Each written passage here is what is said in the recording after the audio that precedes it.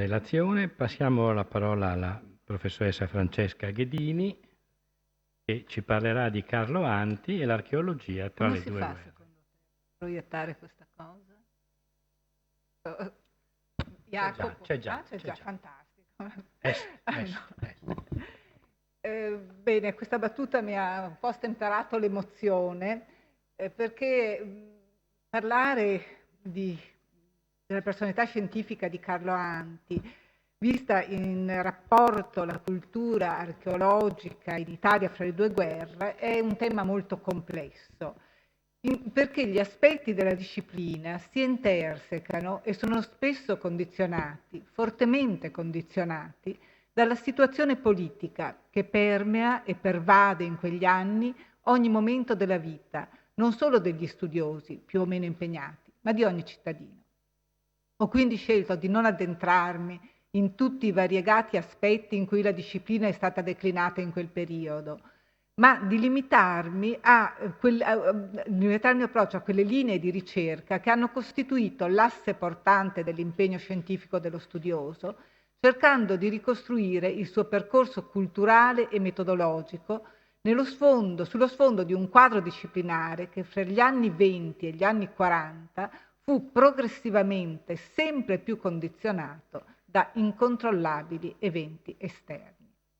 E il primo atto di questa mia ricerca non poteva che essere quello di definire i parametri della sua formazione, indagando da un lato la impostazione culturale dei suoi maestri e confrontandomi dall'altro con la sua produzione scientifica, al fine di ricostruire l'evolversi della sua personalità e valutare la continuità di un impegno accademico che non venne meno nemmeno nei lunghi anni, 11 per l'esattezza, durante i quali ricoprì la carica di rettore presso la sua amata università.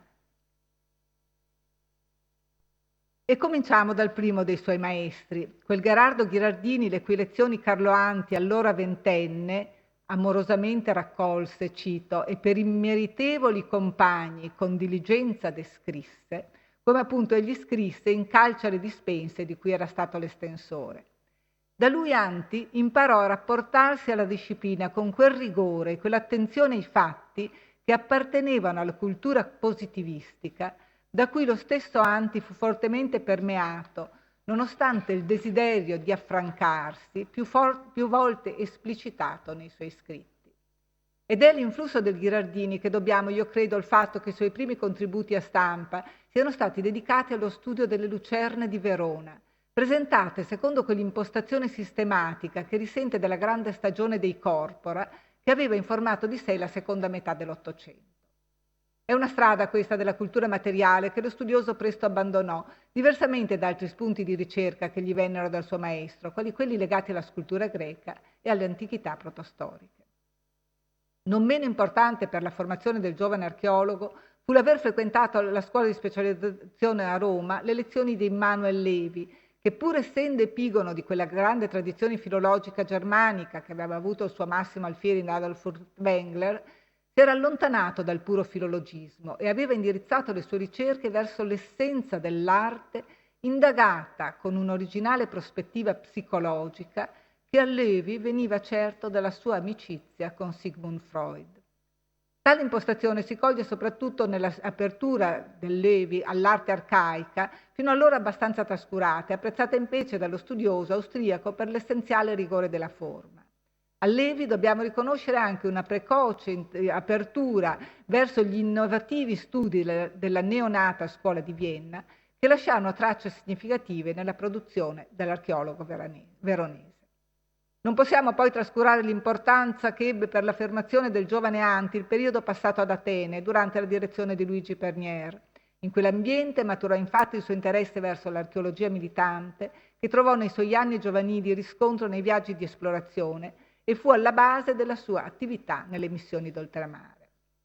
Ma accanto alla forte impronta lasciata in lui dai due maestri e dall'esperienza greca, non va sottovalutato l'influsso di un altro grande studioso, Giuseppe Fiocco, ad Anti quasi coetaneo, aveva 8 anni credo più di lui, con cui condivise non solo gli anni della scuola di specializzazione a Roma, che Fiocco frequentava le lezioni di Venturi, ma anche i fondamentali momenti formativi come i viaggi di studio, ricevendone altrettanti stimoli per le sue ricerche quanti egli ne diede allo storico dell'arte. Al costante reciproco scambio con Fiocco possiamo attribuire anche l'apertura verso l'arte moderna, di cui è testimonianza il breve saggio sull'Ercole di Bourdelle, interessante contributo in cui cogliamo anche influssi delle lezioni del Levi, in particolare nell'attenzione conferita alla classificazione tipologica, un po' meccanicistica in verità, classificazione tipologica degli schemi figurativi, la Typenwanderung dell'archeologo austriaco. Dopo questa breve premessa, tese ad illustrare le componenti fondamentali nella formazione dello studioso, vorrei ora soffermarmi su alcuni aspetti della sua produzione scientifica, pertinenti ai due grandi ambiti in cui la disciplina si divideva e si divide ancora oggi, caso unico nel campo delle discipline storico-artistiche, la storia dell'arte e l'archeologia militante. La storia dell'arte, che veniva chiamata Archäologie der Kunst o Kunstarchäologie, e appunto l'archeologia militante. Carlo Anti si dedicò ad entrambe con passione, serietà e competenza, lasciando in taluni casi tracce importanti, anche se per lo più misconosciute dalla letteratura archeologica a causa dell'ostracismo che lo colpì nel dopoguerra. La sua produzione nel campo degli studi storico-artistici fu ampia e aggiornata. Intensa fu anche la sua partecipazione all'archeologia militante, di cui restano contributi di carattere sia illustrativo che critico. L'ambito privilegiato della sua attività del campo furono, come ho detto, le missioni d'oltremare, mentre egli appare, e questo secondo me è un dato su cui riflettere, piuttosto defilato per quanto riguarda l'Italia. Non lo videro in prima linea né i grandi sterri, pensiamo ad Ostia, né gli sventramenti della capitale, né la trionfalistica mostra augustea della romanità. E ciò va scritto a suo onore, io credo, dal momento che, tenuto conto dei suoi stretti legami con il regime, non gli sarebbe stato difficile ottenere maggiore spazio a Roma e un prestigioso scavo in patria, di cui sentì la mancanza, poi ci torniamo. Nell'ambito degli studi storico-artistici, Carlo Anti si mosse con grande apertura, libero da quei vincoli disciplinari che spesso hanno impastoiato le nostre discipline, mosso da quella curiositas intesa nel senso più ampio ed umanistico della parola, che fu uno dei tratti del suo carattere. Accanto agli studi di scultura greca, Carlo Anti non mancò di avventurarsi in altri campi della disciplina, dalla esegesi iconografica alla museografia, alla storia dell'arte etrusco-italica e romana, non disdegnando incursioni in ambiti anche assai lontani, quali l'arte contemporanea e l'arte negra, a cui dedicò alcuni saggi connotati da spunti antropologici, probabilmente anche grazie alla sua esperienza negli anni giovanili al Museo Pigorini. Correndo i titoli della sua produzione giovanile, colpisce, ma non meraviglia, la predominanza di contributi dedicati alla scultura greca. Dopo una prima fase in cui egli si confrontò con opere singole, in un'ottica di ricostruzione dell'originale che risente fortemente dell'approccio filologico, pur non essendo scevra da tentativi legati alla lezione leviana di cogliere l'essenza dell'opera d'arte, lo studioso sentì l'esigenza di percorrere la strada della individualità degli artisti, anche in ciò non immemore delle lezioni del maestro, che aveva appena scritto un saggio sull'Isippo. Le opere cardine di questa fase sono i saggi dedicati a scultori della prima classicità, Licio, Policleto e Calamide. Punti per l'elaborazione della sua teoria sulla scultura greca si colgono già nel saggio su Licio del 19, il primo e forse il meno riuscito della serie, in cui viene però espressamente illustrata la necessità di superare lo studio filologico per affrontare il vero problema della ricostruzione delle personalità artistiche maggiori e minori nel loro singolo sviluppo. Si coglie in questa affermazione una non troppo velata critica sia alle classificazioni del Furtwängler sia al rigoroso positivismo del Semper, che basava la sua indagine sull'analisi delle tecniche. Una più compiuta elaborazione del suo pensiero è esplicitata nella prefazione al lungo saggio su Policleto, che, come egli stesso ribadisce, non vuole essere una monografia sistematica sul maestro peloponnesiaco, ma un'opera finalizzata alla conoscenza della sua arte. conoscenza che egli ritiene di poter acquisire attraverso una serie di contributi dedicati a quelle opere note e meno note che presentavano caratteristiche compatibili con la teoria artistica dello scultore, quale era tramandata dalla tradizione letteraria, quindi parte da uno studio filologico.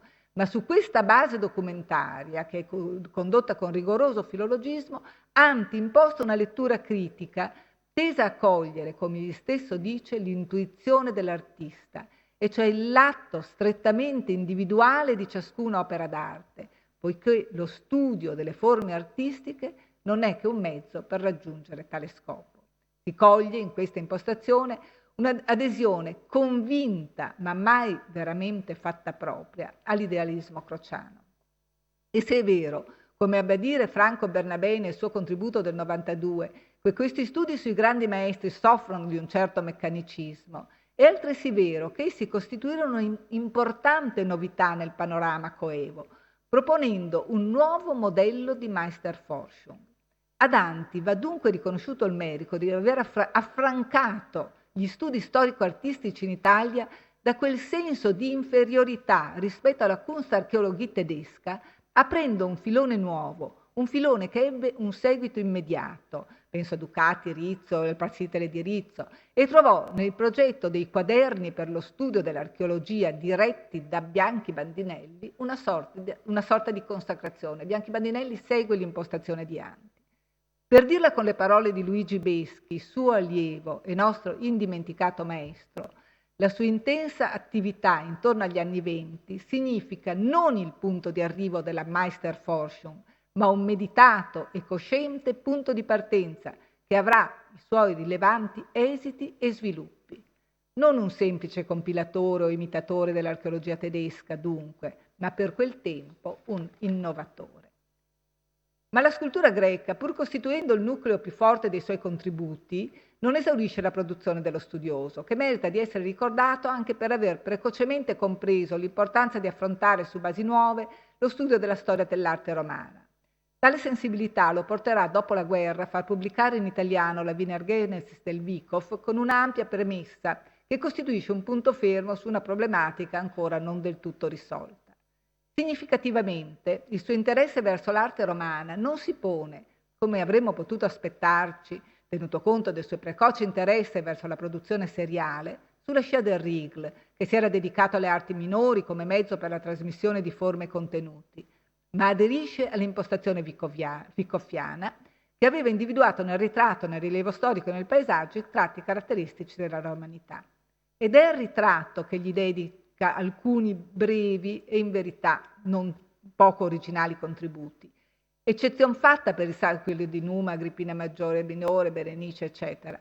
Maggiore originalità ha il saggio su Augusto, il più corposo e meditato della serie, in cui emerge una certa volontà di superare la meccanicistica classificazione tipo-cronologica in una prospettiva più marcatamente storico-artistica, tesa a ricostruire gli aspetti stilistici delle diverse opere in relazione agli ambiti di produzione.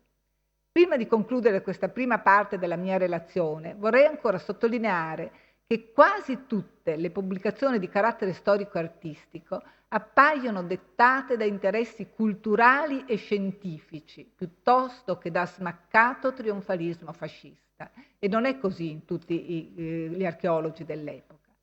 Se si accettano alcune frasi intrise di retorica, poste in genere nell'apertura dei suoi saggi, o le altisonanti allocuzioni pronunciate in certe occasioni pubbliche, raramente Anti scivola verso l'uso politico della disciplina, perlomeno in questa fase. Ne abbiamo conferma non solo nel già ricordato saggio sui ritratti di Augusto, che essendo stato scritto nel bimillenario della nascita dell'imperatore, avrebbe potuto essere pretesto per digressioni nazionalistico-imperialistiche, ma anche nei suoi contributi sull'arte etrusco-italica, caratterizzati da un'attenzione culturale piuttosto che politica. E passiamo adesso all'anti-archeologo militante. Durante il ventennio l'archeologia militante si mosse lungo tre diverse direttrici: l'archeologia coloniale, lo scavo, il restauro e la valorizzazione, che allora non si chiamava così.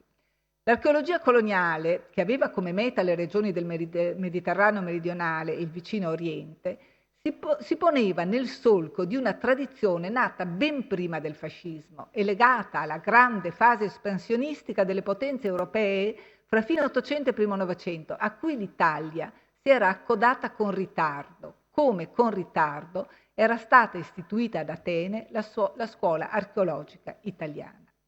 Il sincero entusiasmo con cui questa strada fu percorsa dagli archeologi italiani non è dunque, almeno all'inizio, frutto di una prospettiva imperialistica, ma di puro interesse scientifico, cito Dante, non l'imperialismo, ma il puro interesse scientifico.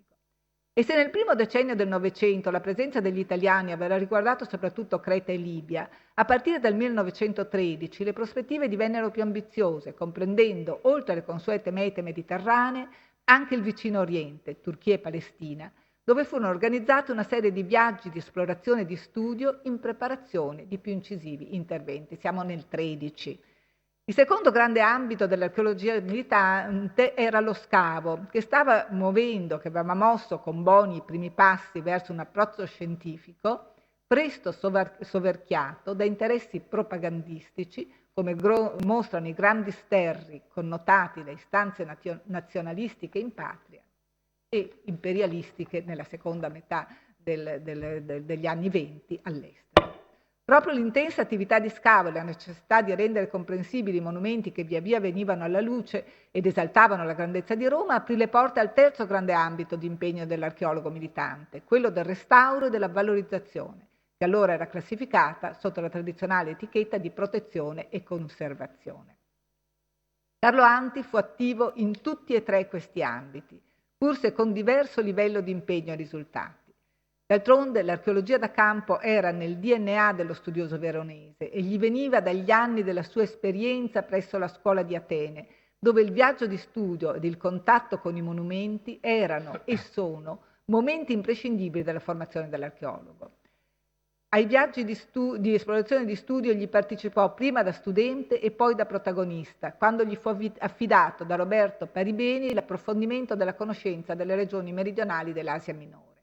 In questo periodo egli fu in Licia e Panfilia con grosse difficoltà per motivi diciamo, dei rapporti con i turchi, ma di questo periodo ci lasciò un lunghissimo saggio connotato da un ricco apparato grafico, schizzi topografici di abitati e città, piante e alzati di monumenti, dettagli di particolari costruttivi, ma anche disegni al tratto di paesaggi e un ricco apparato fotografico, particolare di monumenti, ma anche di panorami e di interessanti notazioni sugli aspetti culturali e sociali, elemento questo di grandissima importanza in vista dell'organizzazione delle missioni. È illuminante leggere quel saggio perché si capisce come maturava una nuova sensibilità nel rapporto anche con le popolazioni locali che perlomeno dalle parole di Anti di quel saggio non è una imposizione, è quel desiderio discutibile di portare una civiltà che veniva ritenuta più alta. La sua esperienza anatolica si chiuse nel dicembre del 21, quando venne richiamato in Italia per coprire la cattedra di archeologia a Padova. Ma il viaggio di esplorazione e di studio restò nel suo cuore, ne troviamo traccia sia negli anni della missione cirenaica, sia con maggiore incisività durante la preparazione della missione di Teptunis. Qui siamo a Slonta, grazie della foto. Allora, adesso il tempo è quasi scaduto, quindi vado velocissima anche perché della missione di Cirene e della missione di Teptuni sentiremo parlare ampiamente domani e quindi io semplicemente voglio sottolineare alcuni aspetti. Per esempio del suo impegno a Cirene voglio soltanto ricordare l'entusiasmo con cui Anti accettò l'incarico che gli avrebbe consentito, come egli stesso scrive, di soddisfare una buona volta e sul serio la sua passione dello scavo, cosa del resto indispensabile, dato che con l'ultimo ordinamento delle soprintendenze, per dare giusta garanzia al personale del ruolo, i professori universitari sono tagliati fuori del tutto dall'archeologia militante. Ragazzi, non è cambiato niente. La missione di Cirene si chiuse per Anti nel 1930 a causa della forte insofferenza dell'Oliverio, streno sostenitore del ruolo dei funzionari della soprintendenza, nei confronti della presenza sullo scavo dei professori.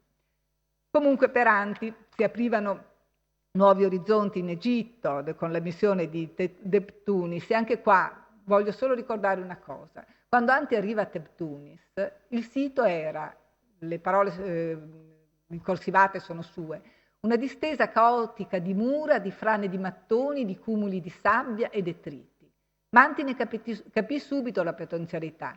Uno dei rarissimi siti nel Fayum nel quale era ancora possibile condurre ricerche archeologiche con speranza di qualche successo, e impostò una ricerca tesa anzitutto a comprendere lo sviluppo urbanistico dell'abitato greco-romano. La caccia al papiro, che aveva caratterizzato la fase precedente, lasciò il posto ad un meditato progetto di conoscenza. Non si cercano papiri, si cercano problemi.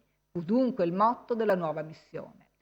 Interessante anche notare che una grande attenzione venne data da Anti nella fase della preparazione di questi scavi agli aspetti tecnici della documentazione. È grazie a questa attenzione che abbiamo questi straordinari archivi che adesso finalmente sono stati analizzati con approfondimento. E una delle cose che mi sembra abbastanza anticipatrice è questa sua, intanto la volontà della presenza dell'architetto e del topografo sullo scavo, del fotografo, eccetera, ma anche questa delle ricostruzioni degli edifici, proprio perché soltanto ricostruendo l'edificio si poteva capire. E questa sua tendenza rientra nell'ultimo punto che voglio trattare, che è quello della sua attività in relazione alla valorizzazione. Lo studioso infatti criticava con forza il rigidismo scientifico degli anni precedenti, che imponeva di non toccare affatto i monumenti archeologici portati alla luce, lasciando un campo di rovine in cui anche il più avveduto archeologo, e qui come lo capisco, munito di piante stenta a raccapezzarsi, e dove il profano nulla intende. Questa è, ahimè, la verità di ancora tante aree archeologiche.